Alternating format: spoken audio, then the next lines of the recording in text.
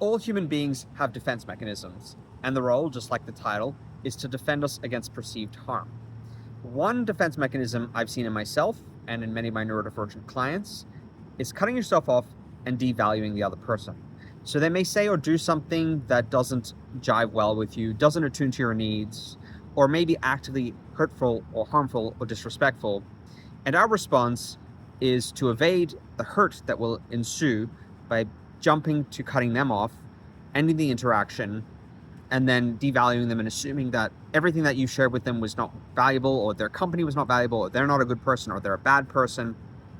And in some cases, cutting yourself off and devaluing preemptively without having a discussion with the person might be justified if there's a history of them invalidating or aggressing against you in some way.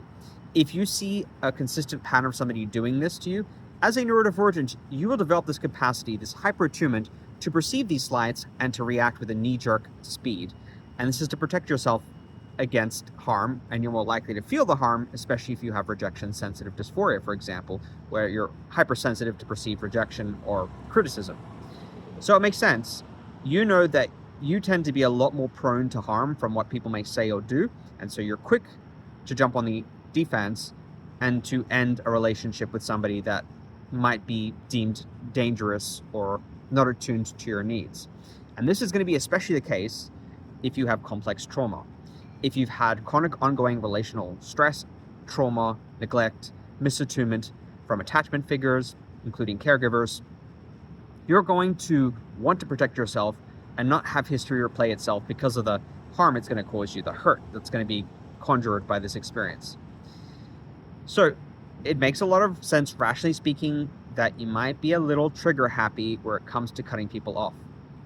However, doing this, generally speaking, is not a growthful experience. Sometimes the better thing to do is to have an assertive communication and interaction with that person. Expressing yourself, expressing your needs, expressing the harm or hurt that was caused or the feeling of misattunement, and giving the other person, if they're operating in good faith, an opportunity to repair. If you preemptively strike and you cut somebody off and then you devalue them and you don't give them a chance to repair, you're not doing them a favor. If you do, you're doing yourself a disadvantage or disfavor if you are not actually trying to bridge the gap, to have the crucial conversation that you need to have, to express and advocate for yourself, which is great for building that assertive communication skill, to speak to your needs, to do what you weren't able to do in other situations in life where you were helpless, like a child in the household of parents who didn't attune to you. Every time as an adult you experience this desire to cut people off and to devalue them, there may be an opportunity there, assuming again that person operates in good faith and is not a malicious person, to speak to your needs, to advocate for your needs, to share your feelings, to seek attunement and validation, and give the other person a chance to repair, because sometimes there is an opportunity for repair. The other person might actually want to address the issue that you've raised. They might actually want to heal the harm that was caused and acknowledge the hurt and validate you. What a wonderful opportunity that is for you to heal if you can rewrite history by having a different future. If you can take what would normally go a certain way in your life in the past and rewrite it so that it has a better ending, where you can at least come to some kind of consensus about what happened, harm can be acknowledged, and your needs can be validated. Granted, not everybody has the capacity to do that. Some people just are better off not being given the chance because they're not going to actually use it in a productive fashion. They might deflect, they might attack you, they might invalidate, gaslight, or darva you, and reverse it onto you and make it out that you have done the harm, in which case, actually, defense mechanisms like cutting people off and devaluing them may be necessary to keep yourself safe. So they have utility, there is a point to them, but there's a crucial step before engaging in those defense mechanisms that's worth exploring in many instances. And as a therapist, I know somebody who's neurodivergent, first of all, that I can do that. And then as a therapist, I know that some of my clients can do that with people in their lives and even with me. We are all imperfect beings. We all can make mistakes.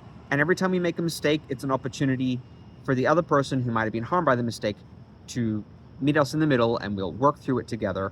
And working through it together is a way to, again, rewrite these narratives, to have different outcomes, and hopefully heal. I know that I have to be very conscious that if I have done some harm or misattuned to a client in a session, I have to work hard to repair that rupture and hopefully talk through it. If people don't talk to me about the harm that's been committed or don't work through it with me, I understand they may have their own reasons, and I respect and want to validate that.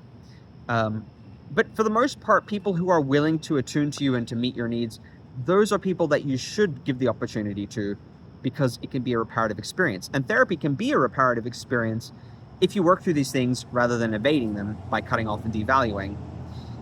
It makes sense to cut off if somebody is committing harm. Once again, it makes sense to devalue them if whatever they share with you is not valuable in hindsight, given there was some kind of constant misattunement or neglect or harm that was inflicted. It makes sense to do those things.